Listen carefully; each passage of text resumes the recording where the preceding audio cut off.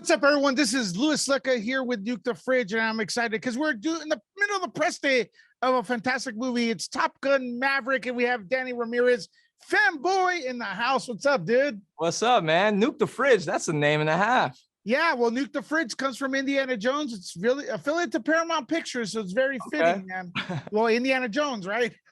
Yeah. So, man, I love this movie. You are awesome in it. What was your first Top Gun experience? How did you get exposed to the series? First Top Gun. Well, it was on the list of classics that I had to watch, but I watched it as a college sophomore, so I was a late bloomer, late into the game.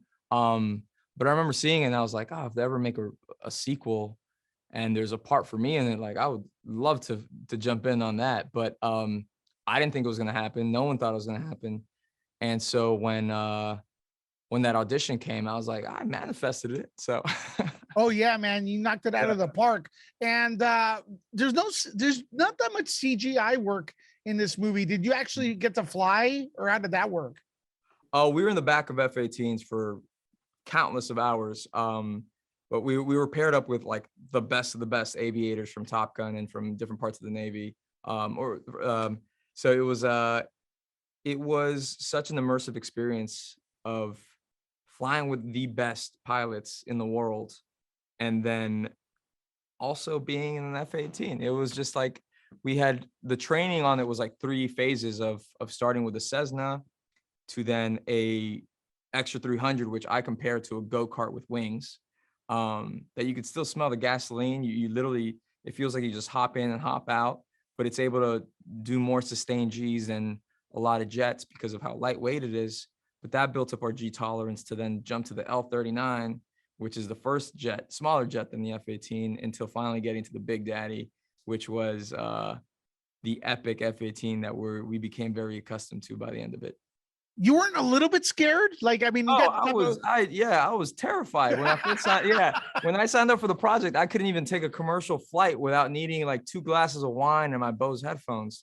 So that's where I started, and by the end of it, I'm like on my 2nd or 3rd lesson in my flight school. So I'm gonna use the hours that I got in the film from being in the air to then continue and get my pilot's license. Like Glenn got his pilot's license by the end of it. Oh, nice. Yeah. How did you guys come out with the name Fanboy? Or how did that come about? Yeah. Yeah, the name was already, Joe had conjured it from his brilliant mind. But by the time I stepped into the role, we had a lot of fun trying to figure out the backstory of like why he got the call sign Fanboy. And it's usually a dig. So we were like, oh, it would be fun if some of the boys like found a boy band CD in his locker or in his backpack, and then they just called him Fanboy because he was a fanboy of a boy band. But he's just a fan of all things Navy. He's like, he loves the history of the Navy. He loves Maverick. Like, he knows everything of Maverick's history and what he's done from the first one. And so he's just he loves being in the back of an F-18 as a weapons system operator. Did you get to see the movie recently, or did pre, the delay? What was the first time you saw the movie? Well, I got to see it twice. The first time was it was in the middle of the pandemic.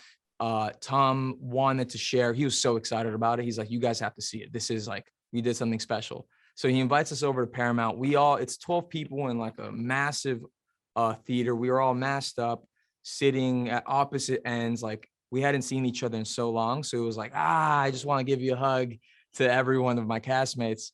But then, so we sat down, masked up the whole viewing, and was just shocked. It was, because you never know how it's going to all come together. Like, Eddie Hamilton, the editor, he like let us see how some of the sequences were kind of cutting up during the process. But then to experience from beginning to end, what that would be like, it's like, this is 10 months of our life. How are you going to distill it to 2 hours and 10 minutes, which I think is the runtime of it? Like, how is that possible? And then by the end of it, like, Tarzan was crying, and he gave this beautiful speech that we couldn't hear because he was sobbing.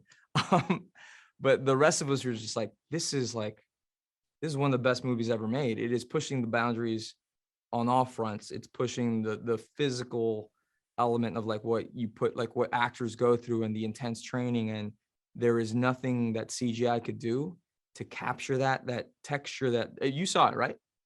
Dude, I saw it at CinemaCon, and everything you're saying, preach, man. Yeah, and I don't know that if you don't. texture, man, that's Yeah, impossible. It's impossible to get unless you put some people up in the air and you say, "Hey, we're pulling G's." Um, and and it's the that reason why the original Top Guns lasted such a long time, because it's real, right? in the original, I think there's only one frame that's actually actual flying. The rest is just like is green screen and done differently. Like this is the first one that like all the flights were practically shot, and I think that that's something that one day maybe CGI in like 100 years CGI might be able to capture, but it won't be the same because like to do that to the human face and like what we were going through that comes out somehow in the like your subconscious, you're able to process like, oh my god, that person's in real pain. Is just like it's irreplaceable. Absolutely. This movie has a lot of heart, though, like a lot of heart, right? And I think it stems from like the films from the 80s. What is it about the films from the 80s? I know you probably weren't around back then, but Yeah. what do you think it is about the films of the 80s that people gravitate to?